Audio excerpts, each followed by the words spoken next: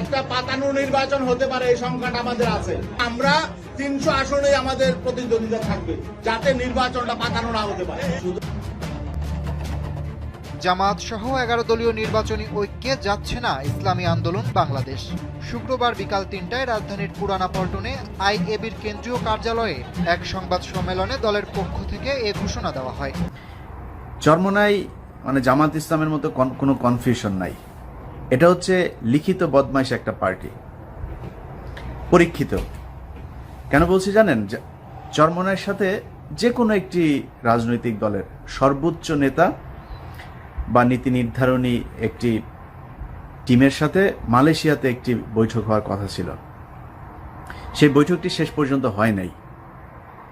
সেই বৈঠকে এই চরমোনাইয়ের সাথে রয়ের লোকজন থাকার কারণে তার সাথে যাদের মিটিংটা হওয়ার কথা ছিল সেই মিটিংটা হয় নাই। অতএব চরমোনাই পরীক্ষিত ভারতীয় দালাল এবং আওয়ামী লীগের দালাল হিসেবে বাংলাদেশে কাজ করে। আমি গত 2 দিন আগে একটা প্রোগ্রাম দিয়েছিলাম, ঠিক নির্বাচনের আগের দিন। চরমোনাই পীর সাহেবকে বরিশালের সিটি কর্পোরেশন নির্বাচনে নিয়ে আসা হয়েছিল মেয়র বানানোর আশ্বাস দিয়ে। আপনি আমার যে ভিডিওতে আমি বলেছি আমার সেই প্রেডিকশন, সেটা ঠিক হয় নাই। কেন ঠিক হয় নাই? কারণ তারা সিদ্ধান্ত চেঞ্জ করেছে। আমি ঠিক নির্বাচনের আগের দিন সেটা দিয়েছি।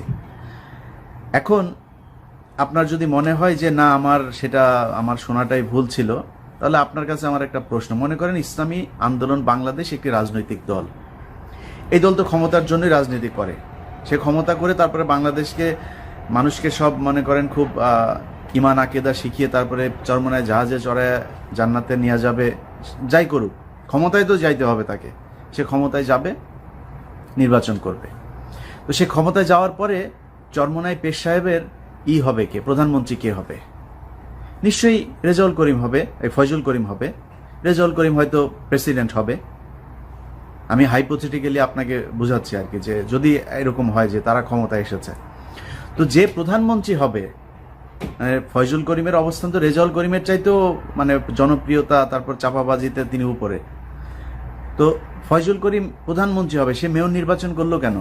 কারণ তাকে বলা হয়েছিল যে আমরা মিডিয়ার কাভারেজটা একটু বেশি করে দেওয়াতে চাই। আপনি যদি অখ্যাত কোনো প্রার্থীকে যদি এখানে দেন, সেই ক্ষেত্রে মিডিয়া অতটা কাভারেজ দেবে না।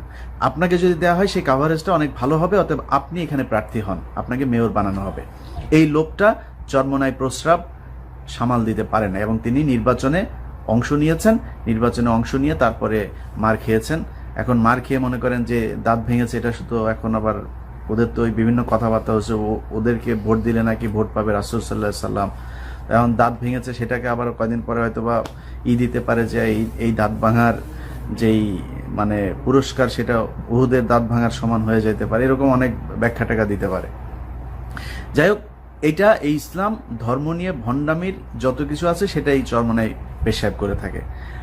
আমি আওয়ামী লীগকে নিয়ে যত ভিডিও তৈরি করি, কারণ আওয়ামী লীগের শেখ মুজিবকে তো এমন কোনো কিছু নাই আমি বলি না, কখনো প্রমাণ সহ বলি, কখনো এমনিতে মানে আমি আলোচনা করি। তো আওয়ামী লীগের লোকজন আমার চ্যানেলে এসে এত গালাগালি করে না, যেটা আওয়ামী লীগ। ওরা ফজরের নামাজ পড়ে এসেও গালাগালি করে। দেখা যায় মানে আপনার আইডি দেখা যায়, পাগড়ি, ওদের ওই যে পাঁচকলি টুপি, হ্যাঁ, মানে দেখলেই বোঝা যায় যে এই চামড়া ব্যবসায়ী। তো এই চামড়া তুলা খায়, পোলাপানি দিয়া চামড়া চুমড়া তোলায় খায়, আর সরকারি জমির মধ্যে যায় মাদ্রাসা একটা বানায়, এটা নিয়ে ব্যবসা, এই ব্যবসা।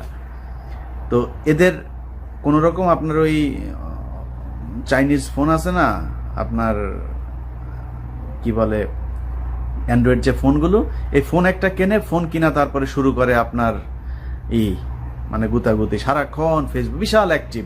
হ্যাঁ, চরমোনাইয়ের আপনি এদের চাইতে অ্যাক্টিভ ফেসবুকে আর কেউ নাই। যে কয়টা আছে এদের সারাদিন কাজই হয়েছে এইটা, আর ওই চামড়া তোলা, ভিক্ষা টিকা করা, আর মনে করেন ওই যে ছোট ছোট পোলাপান্ডে বলৎকার করা। এর বাইরে এদের আর কোনো কাজ নাই। তো আমি, আপনারা যারা চরমোনাই করেন, মানে সাধারণ যারা, আপনাদের দোষ দেয় না, কারণ মানুষ তো ব্রেন ওয়াশই হয়, প্রতিটা মানুষই। ধরেন আমি একভাবে ব্রেন ওয়াশ হয়েছি, আরেকজন আরেকভাবে। এখন কে 570 সাবানে ব্রেন ওয়াশ হয়েছে, কে ডিটারজেন্ট পাউডারে ব্রেন ওয়াশ হয়েছে, কে আপনার লাক্স সাবান দিয়ে ব্রেন ওয়াশ হয়েছে, সেটা হচ্ছে ডিপেন্ড করে। এখন আমি একটা দিয়ে ওয়াশ হয়েছে, আপনি আরেকটা দিয়ে, প্রতিটা মানুষই কিন্তু ব্রেন ওয়াশড। কারণ তাদের কোনো না কোনো একটা থিওরি ছোটোবেলা থেকেই তাদেরকে বোঝানো হয়েছে যে এটা, কেউ হয়তো পরে যায় চেঞ্জ হয়, বাট বেশিরভাগ মানুষই কিন্তু ওই বাবা মা ছোটোবেলায় যেটা শেখায় সেটাই হয়। এই ছোট ছোট বাচ্চাদেরকে আপনার চরমনায় পীর সাহেব যে তাদের নিয়ন্ত্রণাধীন মাদ্রাসাগুলো আছে সেখানে গরু ছাগল তারপরে হাঁস মুরগি সাপ ব্যাং এগুলোর কেচ্চা টেচ্চা শোনায় তারপরে আপনার তাদের ব্রেনগুলো ওয়াশ করে। তো এরা তো মানে মানসিকভাবে বিকারগ্রস্ত, এদেরকে যেটুকু শেখানো হয়েছে ওইটুকুই, যে দাদা হুজুর ওই গরুরে ডাকে গরু আর গরু চলে আসে বাইং মাছেরে ওই যে ট্যাটা দিয়ে এই করে, এগুলো শিখাইছে এগুলোই। এখন আর করতে পারে না, এখন করে দেখেন তাহলে বুঝবো না যে ঠিক আছে আপনি নবুত চবুত পেয়ে গেছেন, এখন কিন্তু করতে পারে না। তো তাদেরকে আমি বলবো যে ভাই আমার কথা যদি খারাপ লাগে আমি আপনারা নিয়ে কিছু বলি না, আমি আপনার পেশ সাহেবরে নিয়ে বলছি প্রস্রাবরে যায়, প্রস্রাবের কত টাকার সম্পত্তি আছে ওইটা যায় খোঁজ নেন। ইসলাম পৃথিবীতে এমনিতে আসে নাই, তারে যায় খোঁজ নেন যে কত টাকার সম্পত্তি তার আছে, ওইখান থেকে যায় বলেন আপনারা একটু হেল্প করতে, দেখেন করে কিনা। ওই মাদ্রাসায় যে পোলাপাইন পাতলা পাতলা ডাল খায় আর তারা যে মাংস টাংস গরুর মাংস মুরগির মাংস বড় বড় রান টান খায়, ওইটা বলেন যায় একজন একটা সমস্যায় পড়ার পরে ইউটিউবে আছে আপনাদের চরমনায় লোকজনই বক্তব্য আছে, যায় একজন আমারে মনে করেন গালি দিয়েছেন এরকম একটা ভাই যায় ওনাকে যায় বলবেন যে আমার বাবার অবস্থা খুব খারাপ, আমার মার অবস্থা মনে করেন খুব খারাপ, অসুস্থ, যায় বলেন তার টাকা পয়সা লাগবে, দেখেন সে কি করে, দেখেন আপনারা কতটুকু সাহায্য করে।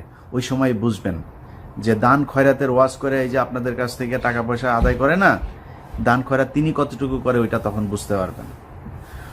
তো চরমনাইর এবং জামায়াতে ইসলাম দুইটার যেই ব্যবহার এখন আওয়ামী লীগ শুরু করেছে, সেখান থেকে বিএনপি সহ অন্য যেসব রাজনৈতিক দল আছে তাদের সতর্ক করতে আমার আজকের এই ভিডিও, এবং বিশেষ করে জামায়াতে ইসলাম। চরমনাইরে মানে সতর্ক করার জন্য আমি এখানে আসি নাই, এটা জীবনে হবে না। ওরা কোরআন শরীফের উপরে পাড়া দিয়ে মনে করেন ওই ওয়ালের উপরে যদি কিছু একটা থাকে চুরি করতে চায়, ও কোরআন শরীফের উপরে পাড়া দিয়ে করতে পারে, কারণ ওদের কোরআনের ভয়টাই নাই। আমরা তো ধরেন সাধারণ মানুষ, আমাদের এত জ্ঞান নাই, আমাদের কোরআনের প্রতি একটা ভয় আছে, আল্লাহর প্রতি একটা ভয় আছে, ওদের ওই ভয়টাই কেটে গেছে, কারণ ওরা তো সারাদিন ওইটা নিয়েই থাকে, যেখানে ওদেরকে বুঝায় লাভ নাই।